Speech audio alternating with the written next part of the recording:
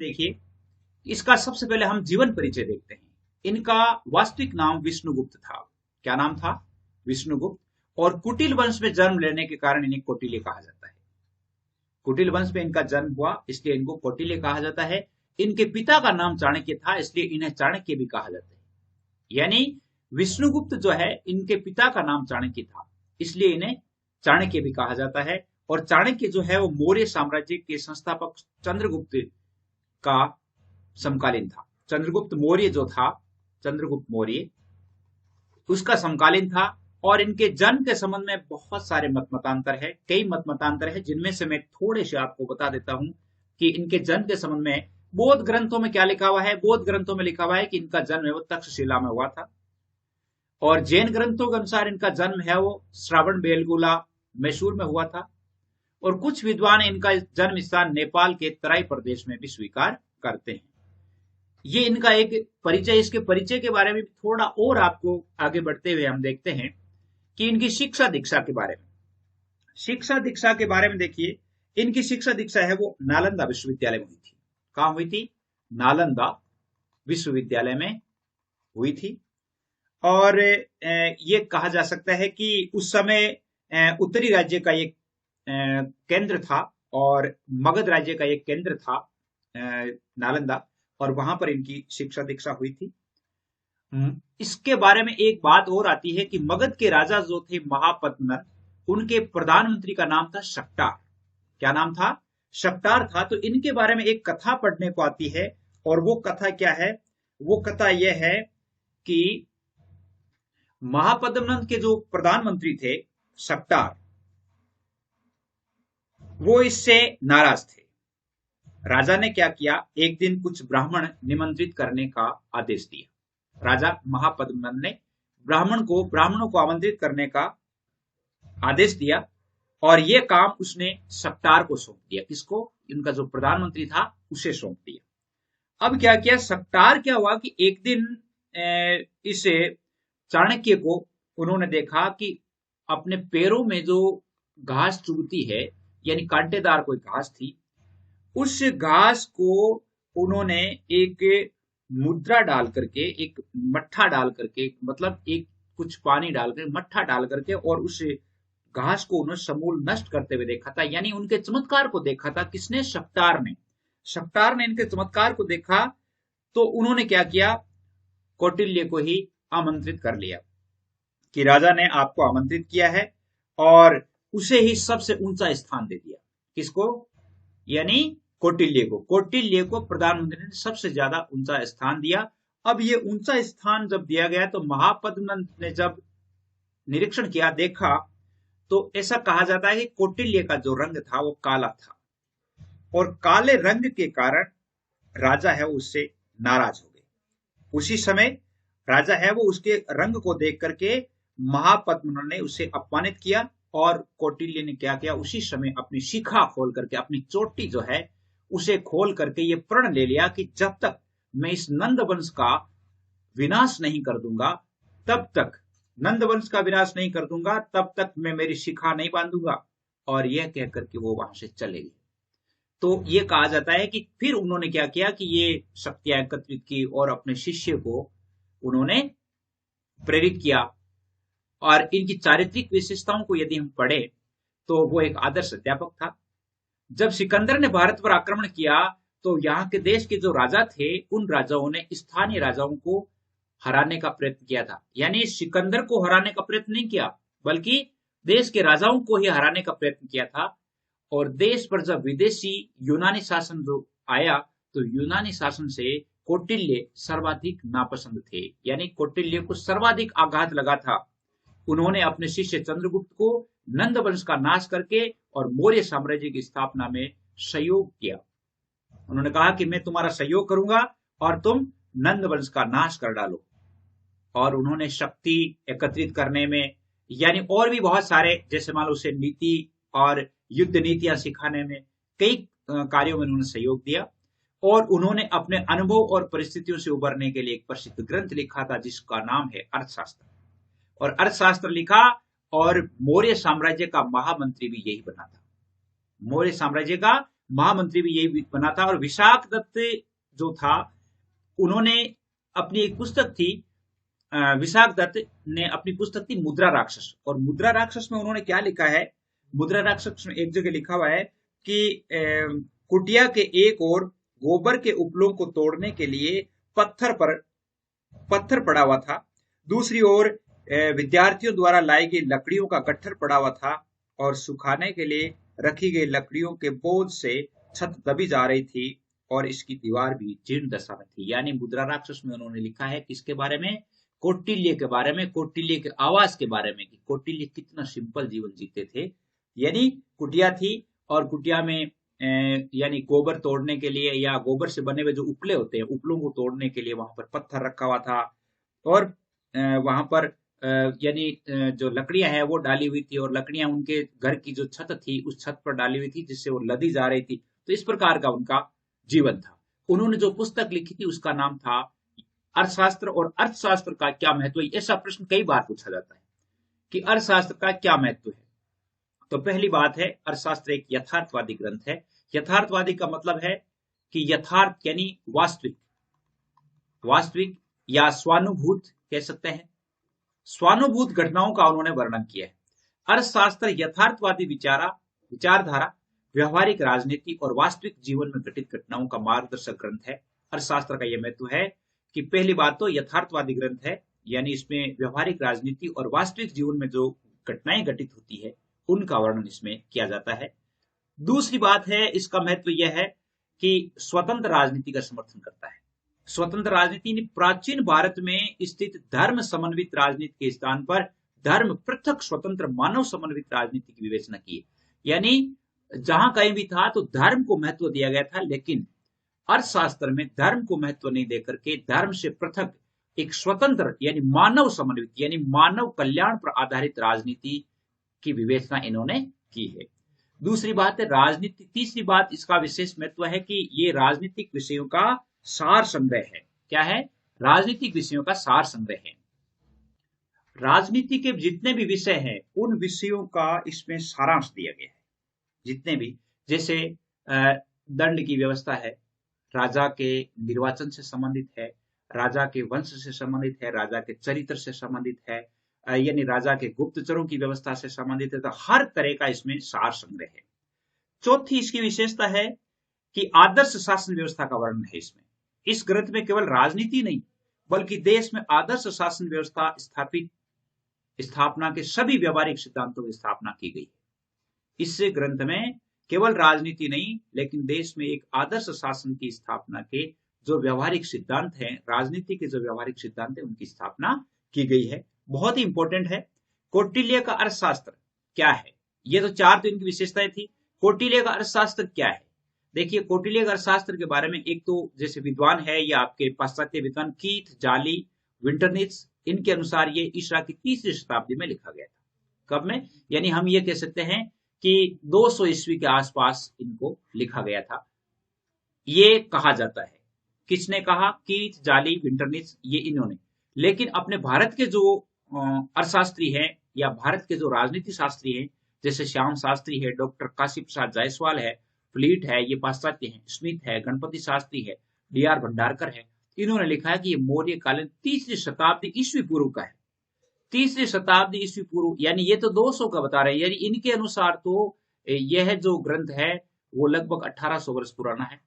और इनके अनुसार कितना पुराना है? इनके अनुसार 2300 वर्ष पुराना है। यानी ये जो श्याम शास्त्री ये कह रहे हैं कि भाई ये 3री शताब्दी ईस्वी पूर्व की बात बता रहे हैं, तो ये लगभग यही सही है, 3री शताब्दी ईस्वी पूर्व का ही है। और इसके रचनाकार विष्णुगुप्त कौटिल्य है। विष्णुगुप्त कौटिल्य ने अर्थशास्त्र की क्या परिभाषा दी? देखिए अर्थशास्त्र के बारे में क्या लिखा है। जैसे यहां से आपके छोटा प्रश्न आ सकता है कि विष्णुगुप्त कौटिल्य के अनुसार अर्थशास्त्र की क्या परिभाषा है। तो मनुष्य की जीविका और जिस भूमि पर रहते हुए वे दोनों ही सही अर्थ में अर्थ है आता है। अर्थशास्त्र वह शास्त्र है जिसमें मनुष्य वाली भूमि के लाभ एवं उसका पालन करने के उपायों का वर्णन किया गया है। मनुष्य की जीविका और जिस भूमि पर रहते हुए यानी मनुष्य अपनी जीविका और जिस भूमि पर वो रहते हैं दोनों ही अर्थ है, दोनों ही सही अर्थ में अर्थ है। और अर्थशास्त्र वह शास्त्र है जिसमें मनुष्य वाली भूमि के अर्थात जिस भूमि पर मनुष्य रहते हैं वहीं जैसे राज्य स्थापित हो सकता है। मनुष्यों के बिना तो राज्य की स्थापना संभव ही नहीं है। तो मनुष्य वाली भूमि के लाभ और उसका पालन करने के उपायों का जिसमें वर्णन किया गया है वह है क्या है, अर्थशास्त्र है। तो आप सभी विद्यार्थियों के लिए ग्रुप्स भी बनाए गए हैं, जैसे हिंदी साहित्य है, हिस्ट्री है, पॉलिटिकल है, जिसमें बीए फर्स्ट ईयर से लेकर के बीए फाइनल तक। तो 9610208295 इन पर आप इस चैनल को सब्सक्राइब जरूर करें। मैं आपसे ये रिक्वेस्ट जरूर करूंगा कि आप इसे सब्सक्राइब करें ताकि मेरा भी हौसला आगे बढ़ता रहे और आपको अच्छे से अच्छे जो लेसन है उपलब्ध करवाता रहूं। निश्चित रूप से आप जुड़िएगा, आपको संपूर्ण पाठ्यक्रम है वो राजनीति विज्ञान का मिलेगा, दोनों जो आपके हैं पेपर उनका। अब कौटिल्य के अर्थशास्त्र में 4 विधाएं कौन सी है? कौटिल्य के अर्थशास्त्र में 4 विधाओं का वर्णन किया गया है। देखिए, पहली विधा बताई गई है अन्वीक्षिकी, और अन्वीक्षिकी का अर्थ है दर्शन और तर्क से संबंधित जो विधाएं हैं, दर्शन शास्त्र और तर्क शास्त्र से संबंधित जो विधाएं हैं उनको अन्वीक्षिकी कहा जाता है। दूसरा है त्रयी, त्रयी का मतलब 3 ऐसी विधाएं हैं जिसमें धर्म, अधर्म, धर्म या अधर्म और वेद ज्ञान, इनको त्रयी के अंतर्गत रखा गया है। इसके अलावा है वार्ता, और वार्ता में कृषि और व्यापार का ज्ञान होता है। क्या होता है? कृषि और व्यापार से संबंधित जो विधाएं हैं वो वार्ता के अंतर्गत आती है। इसके अलावा है दंड नीति, और दंड नीति में शासन कला और राजनीति आती है। क्या आती है? शासन कला एवं राजनीति। शासन कला और राजनीति जिस विधा में आती है उसे दंड नीति कहा जाता है। कृषि और व्यापार का वर्णन जिसमें किया जाता है वो वार्ता होती है। त्रयी मतलब 3 प्रकार के धर्म, अधर्म और वेद ज्ञान, इससे संबंधित जो है उसे त्रयी कहा जाता है। तो ये 4 विधाएं भी है, आप निश्चित रूप से ध्यान रखें। कौटिल्य के का राज्य उत्पत्ति का सिद्धांत क्या है? ये बहुत इंपॉर्टेंट मोस्ट चीज है, ध्यान रखना इसको, कि कौटिल्य ने राज्य की उत्पत्ति के संविदा सिद्धांत का वर्णन किया है। संविदा सिद्धांत यानी जिसको हम समझौता सिद्धांत भी कह सकते हैं। क्या कह सकते हैं? समझौता सिद्धांत भी कह सकते हैं। इस सिद्धांत में होब्स के सिद्धांत से आंशिक समानता देखी जा सकती। होब्स का जो सिद्धांत था उस सिद्धांत से होब्स का जो सामाजिक समझौता का सिद्धांत या समझौता से संबंधित जो सिद्धांत था राज्य की उत्पत्ति का, उसमें हम आंशिक रूप से समानता देख सकते हैं। कैसे? यानी उसने राज्य की उत्पत्ति के बारे में कौटिल्य लिखते हैं कि मनुष्य जो है, मनुष्य अपने यातना में जीवन से मुक्त होने के लिए विवस्वान के पुत्र मनु को राजा चुना एवं उसकी आज्ञाओं का पालन करने की प्रतिज्ञा की। इसका मतलब समझौता हो गया भाई, वहां के जो राजा चुनने के लिए विवस्वान का बेटा था जिसका नाम था मनु, मनु को उन्होंने राजा चुना और कहा कि हम तुम्हारी आज्ञाओं का पालन करेंगे और बदले में सरकार चलाने के लिए अनाज का 1/6वां भाग और व्यापार के लाभ का 1/10वां भाग देने का वचन दिया। उसने कहा कि हमारे जितना भी अनाज होगा उसका 1/6 हम राजकोष में जमा करवाएंगे और व्यापार करने पर जो भी लाभ होगा उसका 1/10 भाग जो है हम आपके राजकोष में जमा कराएंगे, जिससे हमारी रक्षा से संबंधित और जैसे सरकार चलाने में काम आएंगे। बदले में राजा ने अपनी प्रजा को सुरक्षा का वचन दिया। तो दोनों के बीच में समझौता हो गया कि राजा ने तो प्रजा को सुरक्षित रखने का वचन दे दिया और प्रजा ने उनकी आज्ञाओं का पालन करने का वचन दे दिया। तो इस प्रकार राज्य की उत्पत्ति का जो सिद्धांत है वो संविदा सिद्धांत है। आगे देखिए, बहुत ही अच्छा है। अब कौटिल्य ने सप्तांग सिद्धांत, राज्य के लिए 7 सिद्धांतों की वर्णन किया है। इसका प्रश्न आ जाता है बहुत बार कि कौटिल्य के सप्तांग सिद्धांतों का वर्णन कीजिए। देखिए, मनु, भीष्म और शुक्र ये राजनीति शास्त्री है और दार्शनिक भी है। इन्होंने राज्य को एक जीवित जागृत शरीर के रूप में कल्पित किया है। इन तीनों ने कहा है कि राज्य जो है वो एक शरीर है, जिसमें जैसे शुक्र नीति में लिखा हुआ है कि राजा सिर है, यानी राज्य जो एक शरीर है। तो राज्य के लिए राजा तो उसका सिर है, मंत्री उसकी आंखें हैं, सुहृद इसके कान हैं, यानी जो कामगार जो है, कोष जो होता है वो इसका मुख है, और बल जो है वो उसका मन है, दुर्ग होते हैं वो इसके हाथ हैं। दुर्ग हाथ है, यानी जब भी कोई दुश्मन आक्रमण करता है तो दुर्ग से ही रक्षा होती है। और राष्ट्र जो है वो इसके पैर हैं। इस प्रकार उन्होंने वर्णन किया। तो इसी प्रकार कौटिल्य ने भी, यानी विष्णुगुप्त कौटिल्य ने भी राज्य की 7 प्रकृतियां अथवा 7 अंग निर्धारित किए। अब देखिए, आपके प्रश्न ये भी आ सकता है कि कौटिल्य ने राज्य की कौन सी 7 प्रकृतियां बताई है, या कौटिल्य द्वारा वर्णित 7 प्रकृतियों का वर्णन कीजिए, या सप्तांग सिद्धांतों का वर्णन कीजिए। तो इसके सप्तांग सिद्धांतों में सबसे पहला आता है स्वामी, और स्वामी का अर्थ है राजा। क्या अर्थ है? राजा।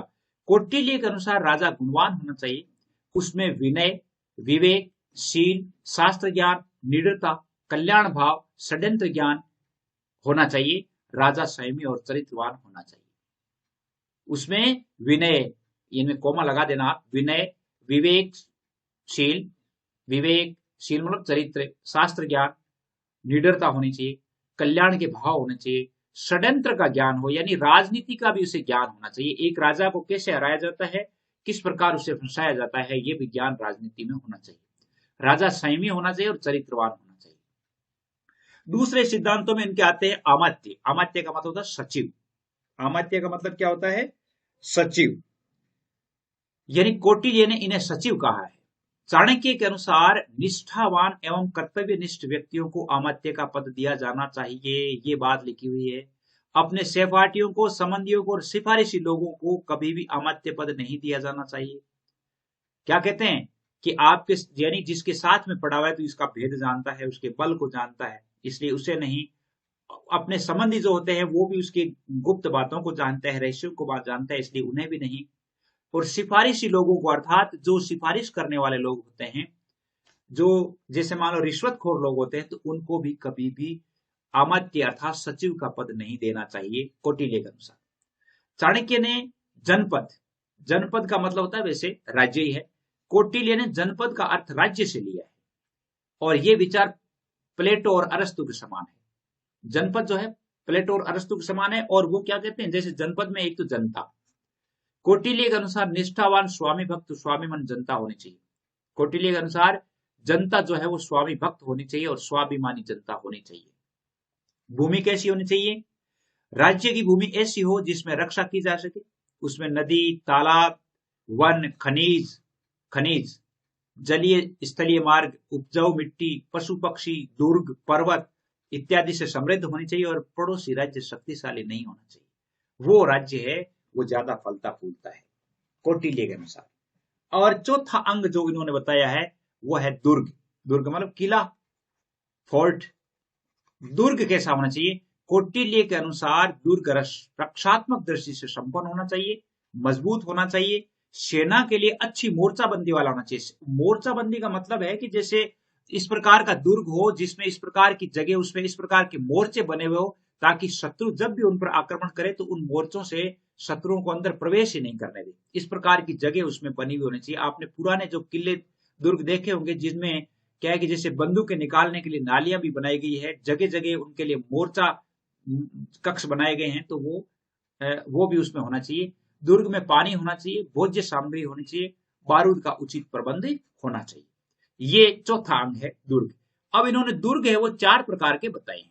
कौन कौन से बताए हैं? एक तो ओदक दुर्ग, पार्वत दुर्ग, धानवन दुर्ग, वन दुर्ग। अब ओदक दुर्ग क्या है देखिए। ओदक दुर्ग का मतलब उदक से बना है, ये सब उदक से, और उदक का अर्थ होता है पानी या जल। यानी ऐसा दुर्ग जो चारों तरफ जल से घिरा हुआ हो, अर्थात उसके चारों तरफ जो है वो बड़ी खाई में एक नहर नुमा बनाया गया है और जिसमें पानी बहता हो, तो यानी सेना जो है वो दूसरी सेना आ नहीं सकती, इसलिए ओदक दुर्ग। दूसरा है पार्वत दुर्ग, अर्थात पर्वतों के बीच में बना हुआ हो या पर्वतों के ऊपर या किसी पहाड़ पर बना हुआ हो, उसे पार्वत दुर्ग कहा जाता है। और धानवन दुर्ग जो है, धानवन दुर्ग का मतलब होता है जो निर्जन मरु प्रदेश में, अर्थात रेगिस्तानी जमीन में बना हुआ हो, ऐसी जमीन में बना हो जहां पर शत्रु पहुंच नहीं सके। और चौथा है वन दुर्ग, जो चारों ओर वन से घिरा हुआ हो, कंटीली झाड़ियों से घिरा हुआ हो, वन से घिरा हुआ दुर्ग है वो। इन्होंने 4 ही दुर्ग बताए हैं, ओदक दुर्ग, पार्वत दुर्ग, धानवन दुर्ग और वन दुर्ग। इसके अलावा उन्होंने एक वर्णन किया है कि कोष, खजाना, 5वां जो उन्होंने अंग बताया है सप्तांग सिद्धांतों में, कोष मतलब खजाना। कौटिल्य ने राजा के बाद कोष को सर्वाधिक महत्व दिया है, मतलब खजाने को।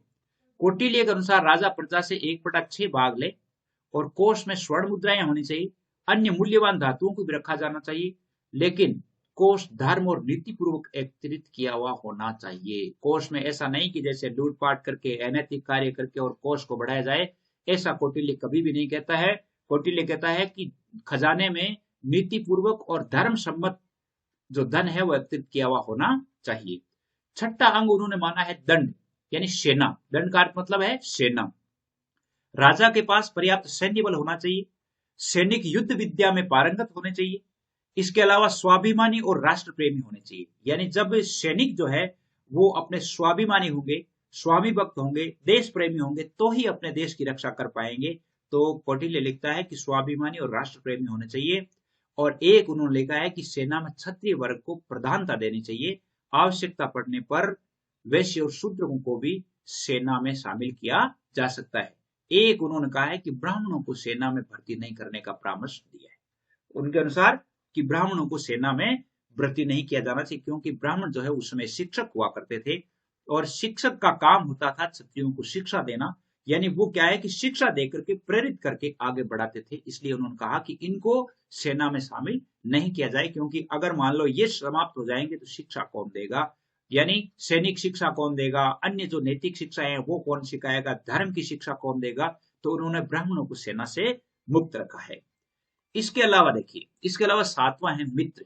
कौटिल्य के अनुसार मित्र भी राज्य की सुरक्षा और समृद्धि के लिए आवश्यक है। अगर जिससे राज्य के मित्र नहीं होते, जैसे मान लो एक बात लिखी है कि मित्र वंशानुगत होना चाहिए, कृत्रिम नहीं होना चाहिए। मित्र बनाया हुआ नहीं होना चाहिए, मित्र है वो वंशानुगत होने चाहिए, अर्थात अपनी सहायता करने वाला होना चाहिए। ये बात इन्होंने लिखी है। तो ये सप्तांग सिद्धांत थे। कौन से थे? सप्तांग सिद्धांत थे। इसके अलावा कौटिल्य के अनुसार राजा के लिए कुछ आवश्यक गुण है। ये प्रश्न ऐसे आ सकता है कि कौटिल्य के अनुसार राजा के लिए आवश्यक गुण कौन से हैं, या कौटिल्य के अनुसार राजपद के लिए आवश्यक गुणों का वर्णन कीजिए। तो कौटिल्य के अनुसार राजा ही राजा का सर्वोच्च और प्रधान अंग होता है। राज्य का सबसे बड़ा और प्रधान अंग राजा ही होता है। यदि राजा संपन्न होगा और समृद्ध होगा तो उससे प्रजा भी संपन्न होगी। राजा के शील, वीरता, स्वाभिमान जैसे गुण प्रजा में भी आते हैं। इसलिए कौटिल्य के अनुसार राजा के गुण निम्नलिखित होने चाहिए। पहली बात तो उन्होंने लिखा है कि राजा उच्च कुलीन होना चाहिए। उच्च कुलीन होना चाहिए, यानी राजा जो है वो पढ़ा लिखा और संस्कारवान होना चाहिए। देवीय बुद्धि और शक्ति से संपन्न होना चाहिए, अर्थात उसमें देवत्व बुद्धि होनी चाहिए, सत्व भाव से संयुक्त होना चाहिए और शक्ति संपन्न होना चाहिए, अर्थात उसमें शक्ति होनी चाहिए। निर्बल राजा जो है वो जब प्रजा की न तो रक्षा कर सकता है और न ही अपने राज्य को आगे बढ़ा सकता है। कृतज्ञ, उच्च लक्ष्यवान, उत्साही होना चाहिए। राजा कृतज्ञ होना चाहिए, कृतज्ञ नहीं होना। कृतज्ञ का अर्थ है कि जैसे मान लो प्रजा ने कोई अच्छा कार्य किया है तो उसमें कृतज्ञता के भाव होना चाहिए, प्रजा का एहसानमंद होना चाहिए। वो उच्च लक्ष्यवान होना चाहिए, अर्थात अपने राज्य को इतने उच्च लक्ष्य पर पहुंचाने का उसमें साहस होना चाहिए, उत्साह होना चाहिए और एक निश्चित लक्ष्य होना चाहिए कि जैसे मान लो राज्य को समृद्ध करने में, जनता की सुरक्षा करने में, ऐसा होना चाहिए। एक आदर्श नियंत्रक भी होना चाहिए। आदर्श नियंत्रक होना चाहिए। अगर मान लो वह अपने सेना पर, अपनी प्रजा पर, अपने राज्य पर यदि वो नियंत्रण स्थापित नहीं कर पाता है तो वह राजा थोड़े ही दिनों में विफल हो जाता है, अपना साम्राज्य नहीं बढ़ा सकता। इसके अलावा पांचवा उन्होंने बताया कि अतिशय स्मरण शक्ति और बुद्धि एवं बलशाली होना चाहिए। राजा जो है वो भूलने बिसरने वाला नहीं होना चाहिए, उसकी बुद्धि, स्मरण शक्ति बहुत तेज होनी चाहिए, बुद्धिमान होना चाहिए और बलशाली राजा होना चाहिए, तभी वह अपने राज्य की रक्षा कर सकता है। अब बताइए कि कौटिल्य के अनुसार राजा के कर्तव्य क्या है। कौटिल्य के अनुसार राजा के कर्तव्य देखिए। कौटिल्य के अनुसार राजा प्रजा में पिता संतान का संबंध होना चाहिए, अर्थात राजा को अपनी प्रजा को संतान के समान समझना चाहिए। और कौटिल्य ने राजा के लिए जो कर्तव्य निर्धारित किए हैं, पहली बात उनका वर्ण धर्म की प्रधानता, यानी पालना, वर्ण धर्म की पालना करनी है। कैसे?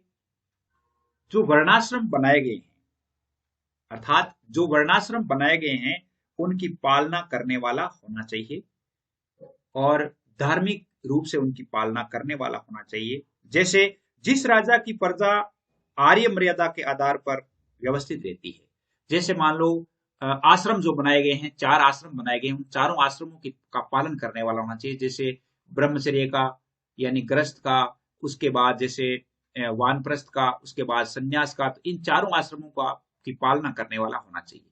दूसरा है दंड की समुचित व्यवस्था करने वाला। दंड की समुचित व्यवस्था का मतलब है कि दंड जो है यानी अपर्याप्त वस्तु को प्राप्त करवाता है, अर्थात जो वस्तु प्राप्त नहीं हो पा रही है या जिस लक्ष्य को प्राप्त नहीं किया जा रहा है, वह लक्ष्य है वो दंड के माध्यम से, दंड का अर्थ है यहाँ पर सेना भी होता है, तो उससे प्राप्त किया जा सकता है। यानी यूं कह सकते हैं कि समाज और सामाजिक व्यवहार जो है दंड पर ही निर्भर करते हैं। समाज और सामाजिक संबंध, यानी जब समाज में किसी प्रकार के दंड की व्यवस्था नहीं होगी तो व्यक्ति जो है वो अनैतिक कार्य करेंगे, अनैतिकता होगी, और जैसे काम है, क्रोध है, अज्ञानता है, ये सारी वृद्धियां होगी। लेकिन एक जगह उन्होंने कहा भी है कि दंड जो है वो यथोचित देना चाहिए। यथोचित दंड देने वाला राजा पूज्य होता है। यानी यथोचित दंड देने वाला राज्य क्या होता है? पूज्य होता है। और केवल समुचित दंड ही प्रजा को धर्म, अर्थ और काम में परिपूर्ण करता है। समुचित दंड होना चाहिए। कैसा होना चाहिए? समुचित दंड होना चाहिए। काम, क्रोध, अज्ञानतावश इससे यदि कोई दंड दिया जाता है तो वह राजा असफल होने में समय नहीं लगता है। तीसरी बात बताई है कि आय व्यय का लेखा जोखा रखना, अर्थात राज्य में जितने भी खर्च होते हैं उनका पूरा हिसाब रखना चाहिए, उनका पूरा प्रबंध रखने वाला होना चाहिए। और इसके लिए यानी कर्मचारी भी नियुक्त किए हुए होने चाहिए अलग अलग विभागों के लिए। शासन संचालन हेतु नियुक्तियां करना, ऐसा नहीं कि अकेला राजा शासन नहीं चला सकता, इसलिए उसके पास जैसे अमात्य होना चाहिए, सेनापति होना चाहिए, इसके अलावा प्रमुख कर्मचारी और भी होने चाहिए। यानी तरह तरह के जो विभाग है उन विभागों से संबंधित कर्मचारी होने चाहिए। कर्मचारियों की पदोन्नति भी करते रहना चाहिए। जब कर्मचारियों की पदोन्नति करेंगे तो वे कर्मचारी है वो पूर्ण निष्ठा पूर्वक होकर के काम करेंगे। अगला बताया है कि लोकहित एवं सामाजिक कल्याण संबंधी काम, जो राजा लोकहित में और सामाजिक कल्याण संबंधी काम करते हैं वह राजा बहुत अधिक प्रगति करता है। कौटिल्य के अनुसार लोकहित और सामाजिक कल्याण है वो बहुत अधिक महत्वपूर्ण है। यानी जैसे राजा दान देना, अनाथ, वृद्ध, असहाय लोगों की सहायता करना, इसके अलावा समाज कल्याण के अन्य काम करना, जैसे कोई असहाय गर्भवती स्त्रियां हैं उनकी उचित व्यवस्था करना, और भी जैसे बच्चों का भरण पोषण करना, जो किसान खेती नहीं कर पा रहे हैं या जिनके पास खेती नहीं है उनको कृषि के कार्य करवाना, जल मार्ग, स्थल मार्ग, बाजार, जलाशय बनाना, यानी ये सारे काम है वो कल्याण से संबंधित काम करने चाहिए। जल मार्ग है, बाजार की व्यवस्था करवाना है, जलाशय बनवाना है, अकाल पड़ने पर जनता को अनाज उपलब्ध करवाना है, ये सारे काम है वो करने वाला राजा होना चाहिए। वह राजा है वो पूज्य होता है। छठी बात है, राजा का कर्तव्य है युद्ध करना। यानी वर्तमान समय में युद्ध करने से संबंधित जो राजा है वो असफल हो सकते हैं, लेकिन जब राजतंत्रात्मक व्यवस्था थी तो उस समय युद्ध जो है वो राजा के लिए अनिवार्य था। कौटिल्य शास्त्र में का केंद्र है कि एक राजा जो है वो विजिगीषु राजा होना चाहिए। कैसा?